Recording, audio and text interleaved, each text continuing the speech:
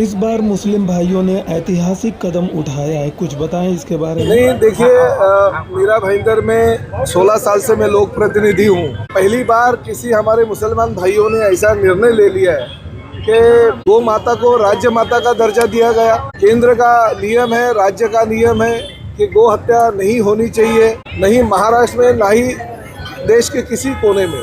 और हमारे बहुत सारे लोगों ने यहाँ आके देखा कि सरेआम गौ हत्या हो रही थी और उसका मांस बेचने के लिए भी रखा जाता था। हमारे मुसलमान भाइयों का मैं दिल से धन्यवाद देता हूँ कि ऐसी घटनाएं उनको बार बार मालूम पड़ने के बाद में उन्होंने एक सभा ली। कल ही सभा के अंदर उन्होंने ऐसा निर्णय लिया कि नया नगर इलाके को बदनाम करने की कोशिश कुछ लोग कर रहे हैं, जिसके माध्यम से यहाँ पे गोमांस बेचने के लिए रखा जाता है। कानूनन गोमांस खरीदना, बेचना, गौ हत्या करना जुल्म है। उनका ऊपर कानूनी कार्रवाई होती थी, फिर भी वो यही काम बार बार करते थे। हमारे सभी मुस्लिम यहाँ के जो लोग हैं वो एक हो गए और उन्होंने निर्णय लिया कि कहीं पे भी गोमांस की यहाँ पे बिक्री नहीं होनी चाहिए। हमारे नया नगर इलाके को बदनाम नहीं अगर कोई करेगा तो उसके ऊपर हम कानूनी कार्रवाई तो करेंगे, मगर हमारे कौम के हिसाब से ही हम उनके ऊपर कार्रवाई करेंगे, क्योंकि इस्लाम में सच लिखा है कि जो देश का कानून है वो देश के कानून के ऊपर से अगर देश चलता है तो उसका कानून का आदर सब लोगों ने करना चाहिए।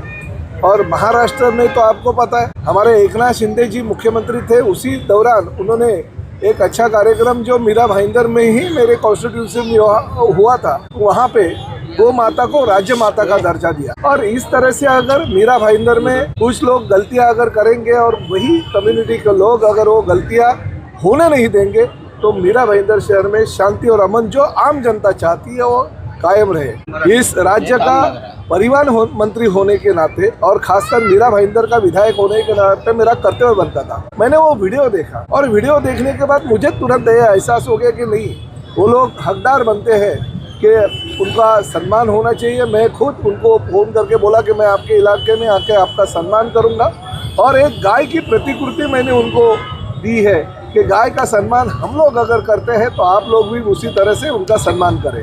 सरनाइक साहब, पुलिस ने कानूनी कार्रवाई की है, आरोपियों को पकड़ा है और जो धाराएं लगने चाहिए उस तरह काम किया, लेकिन उन दुकानों को पूरा तरह से तोड़ दिया गया महानगर पालिका ने। ये कहाँ तक उचित है? नहीं, देखिए, कुछ अगर गलत होता है तो गलत किस तरह से होता है वो आपको भी पता है।